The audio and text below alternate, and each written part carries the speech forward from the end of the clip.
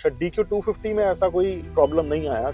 और जो इसमें लगेगा इंस्टॉल होगा वो ये है। दोबारा ट्राई करते हैं, हो सकता है अभी फॉल्ट आ जाए। इट्स ओनली 24,000, मतलब ये बिल्कुल एक नए तरह का फॉल्ट है DQ200 में। जो हाय फ्रेंड्स, मैं हूं अमनदीप कार्स ट्रांसमिशन से। आज एक और स्कोडा ऑक्टेविया हमारे पास आई है और DQ200 ट्रांसमिशन के साथ।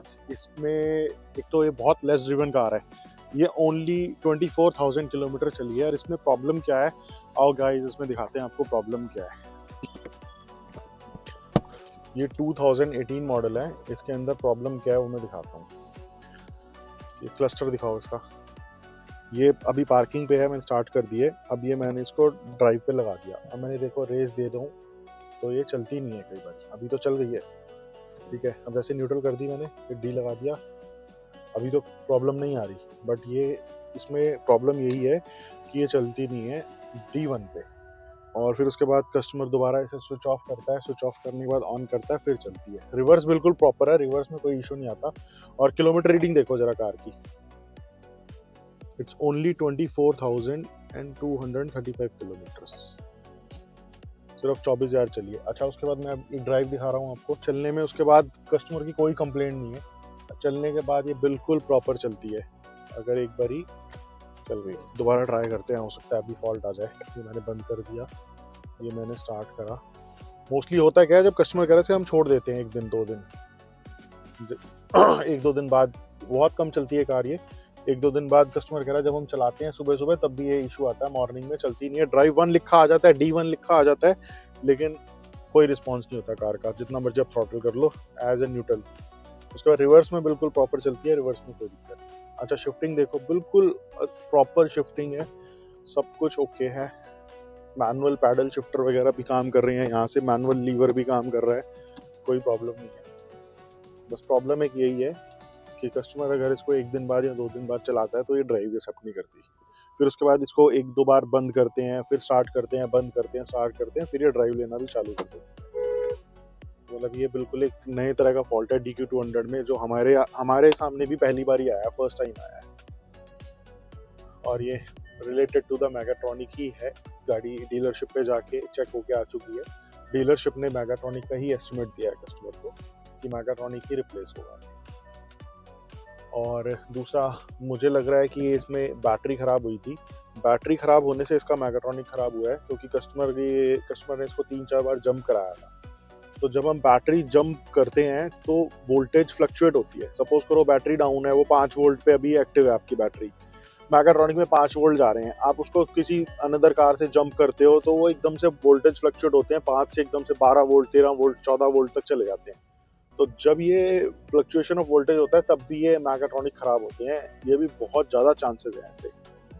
ये कम से कम मेरे 5-6 कस्टमरों ने मुझे बताया कि कार बिल्कुल प्रॉपर थी, बिल्कुल फर्स्ट क्लास थी, कोई प्रॉब्लम नहीं थी। बैटरी डाउन हुई है, बैटरी डाउन के बाद उन्होंने जंप करने के लिए बुलाया है, जंप वाला आया है, उसने दूसरी कार के साथ टोचन करके केबल्स और स्टार्ट करा है। होता क्या है, जब हम दूसरी कार से मतलब डोनर लेते हैं, दूसरी कार से एक कार को स्टार्ट करते हैं तो वो 14 वोल्टेज बनाता है ऑल्टरनेटर।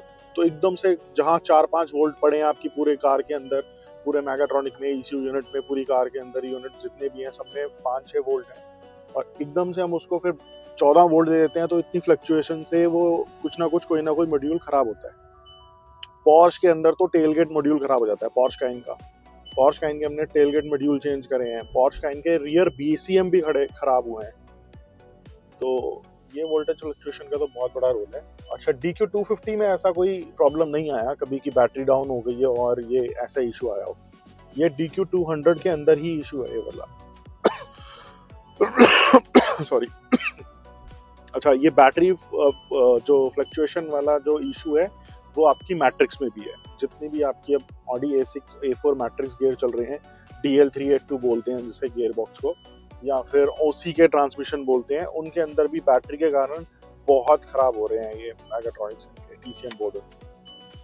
अब देखो, बिल्कुल गाइस परफेक्ट चल रही है कार। अगर मैं इसकी पैडल शिफ्टिंग कराऊं, ये M6 बिल्कुल परफेक्ट आ गया, ठीक है। M7 भी इवन, ये M6 चल रही है, ये मैंने M7 कर दिया, ये मैंने डाउन शिफ्ट कर दिया, तब भी ये प्रॉब्लम आ रही है। सॉरी, एक सेकंड, मैंने क्लस्टर सर्च कर दिया इसका। उसके बाद कस्टमर कहता है कि आप 40-50 किलोमीटर चला लो, इससे ज़्यादा तो ये कार चलती भी नहीं है, पार्क ही रहती है। वो कह रहे हैं उसके बाद हम कहीं भी कुछ भी चलाते हैं, कोई प्रॉब्लम नहीं है। देखो मैनुअल शिफ्टिंग भी बिल्कुल ओके है, M1, M4, M2, M4 सारे, कोई दिक्कत नहीं आ रही, बिल्कुल ओके। बाकी इसका मैगाट्रॉनिक रिप्लेस करते हैं, उसका नेक्स्ट वीडियो भी हम आपको देते हैं बना के। मैगाट्रॉनिक इसका चेंज करा के फिर उसके बाद इसकी टेस्ट ड्राइव लेंगे। एक दिन इसको पार्क हम भी करेंगे ताकि नेक्स्ट डे हम भी इसे स्टार्ट करके देखें कि कोई प्रॉब्लम तो नहीं आ रही। वर्कशॉप हम आ गए हैं इसको लेके, अब इसको खुलवाते हैं, एक बार चेक करते हैं। चेक क्या करना है, चेक तो हो ही रखा है ऑलरेडी, कंपनी ने रिपोर्ट दी हुई है मैगाट्रॉनिक की। और इसको खुलवा के ना मैगाट्रॉनिक चेंज करवाते हैं, फिर उसके बाद इसकी टेस्ट ड्राइव लेंगे। टेस्ट ड्राइव लेने के बाद इसे फिर 2 दिन हम छोड़ देंगे, 2 दिन इस कार को स्टार्ट नहीं करेंगे, 2 दिन ही हमारी वर्कशॉप ही खड़ी रहेगी कार। फिर उसके बाद इसको स्टार्ट करेंगे, चेक करेंगे, 2-3 दिन ये समझ लो इसका डायग्नोस का प्रोसेस है, ये रहेगा हमारे पास। चलो खोलें इसका मैगाट्रॉनिक दोस्तों। ये मैगाट्रॉनिक इसका रिमूव कर जा रहे हैं हम, और इसमें से मैगाट्रॉनिक निकलने वाला है और फिटिंग्स भी मिल चुकी है।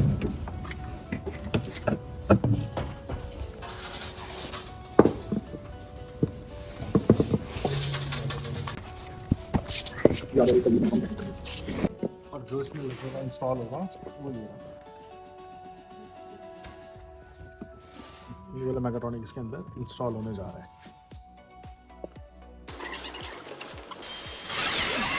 ये ना अपनी इंस्टॉलेशन से पहले ये इसके जो सॉकेट हैं और जो ये फॉर्क्स होते हैं गियर में आके शिफ्टर के अंदर बैठती हैं, इनकी ये सेटिंग करनी पड़ती है। तो ये 10 mm का गैप इसमें रखना पड़ता है, डिस्टेंस रखना पड़ता है। और इससे सोल्यूशन ये है कि आप इसमें सॉकेट लगा के ना, ये 10 mm का सॉकेट है जो 46 पीस की जो किट आती है उसके भी एडजस्ट कर दें। चलिए लगाओ, फिट करो।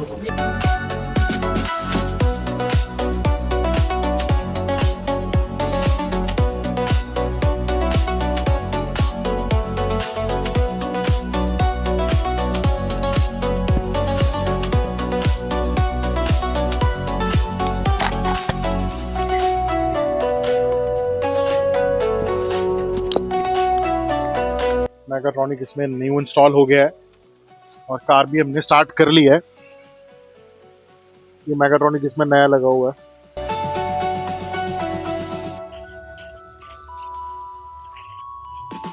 लगा ड्राइव लगा,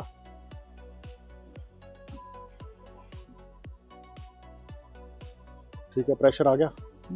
चलो बाकी इसकी अब टेस्ट ड्राइव लेते हैं बाहर निकाल के, फिर ज़्यादा क्लियर होगा सारा। ये देखो मूवमेंट आ गई है, फॉरवर्ड चला, फॉरवर्ड डाल, पूरा टॉर्क आ रहा है। ये हो गई गाड़ी सुपर्ब, ये ऑक्टेविया फाइनल है। आओ इसकी ट्राई लेते हैं फिर। मैगाट्रॉनिक इंस्टॉल हो गया इसका ऑक्टेविया का अपना, इसकी टेस्ट ड्राइव अब लेते हैं। रिवर्स तो बिल्कुल प्रॉपर आ रहा है, ड्राइव भी देखें इसका एक बारी, बिल्कुल फर्स्ट क्लास। पहले इसमें कंप्लेंट यही थी कस्टमर की कि रिवर्स तो लगाते ही बिल्कुल चल जाती थी कार, बट ड्राइव नहीं चलती थी। दोबारा लगाएं, ये मैंने न्यूट्रल है, ये ड्राइव लगाया, D1 आ गया, चल गई। बाकी एक बार इसकी रोड पे शिफ्टिंग वगैरह सब चेक कर लेते हैं एक बार। रिवर्स तो ठीक है बिल्कुल, टॉर्क वगैरह भी ठीक है रिवर्स में।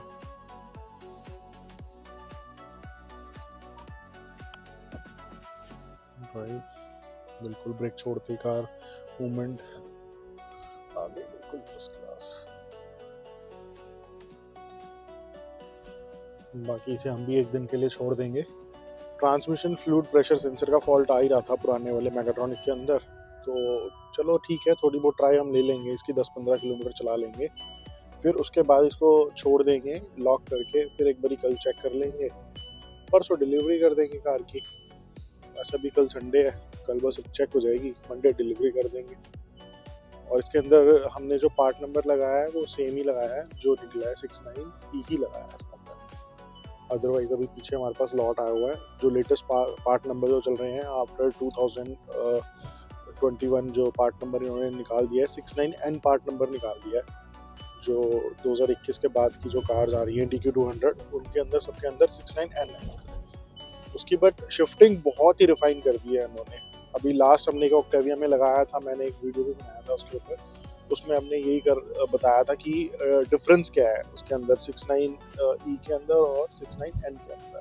तो मुझे तो डिफरेंस ये लगा कि चलाने के बाद एक शिफ्टिंग बहुत स्मूथ कर ली, अर्ली कर दी, और अगर एक सेकंड से थर्ड हल्का सा जैसे DQ200 में थोड़ा सा लैग जो फील होता था कि कई कस्टमर कंप्लेंट भी करते थे कि फर्स्ट से सेकंड तो एकदम से 10 या 15 की स्पीड में ही शिफ्ट हो जाता है, बट थर्ड के लिए ये 2000 RPM प्लस करती है कार, बट उसमें मुझे ऐसा नहीं फील हुआ। अगर इसको DQ200 को देखें तो ये प्रॉब्लम जो DQ200 चलाते हैं उनको पता है कि फर्स्ट से सेकंड तो बिल्कुल 10 की स्पीड में शिफ्ट हो जाता है, बट जो सेकंड से थर्ड जो आता है वो 2200-2300 RPM के अप्रॉक्सीमेटली जाती है कार, तब शिफ्ट होता है, और स्पीड भी 25 के प्लस ही होती है वो। बट ये जो 69N जो लेटेस्ट वाला है उसके अंदर मुझे ये चीज़ नहीं लगी, उसमें तो बिल्कुल प्रॉपर जैसे जिस RPM पे फर्स्ट से सेकंड आई और उसी RPM पे सेकंड से थर्ड शिफ्ट आई है, और कोई ऐसा भी नहीं लगा कि कोई इंजन पे लोड आया है, बिल्कुल परफेक्ट। ठीक है गाइस, इसको एक बारी हम पार कर देते हैं, बाकी वर्कशॉप ले जाके सुबह एक बारी चेक करेंगे, कल चेक हो जाएगी, फिर मंडे को भी एक बारी और चेक हो जाएगी, क्योंकि चलने में तो इसमें प्रॉब्लम नहीं आई थी। बाकी फॉल्ट कोड एक बारी और जाके चेक कर लेंगे, दैट्स ऑल। नया मैकेट्रॉनिक लग गया है इसमें। Thanks for watching. अब नेक्स्ट वीडियो के लिए करो आप वेट, वो भी जल्द देते हैं हम आपको कोई ना कोई ट्रांसमिशन।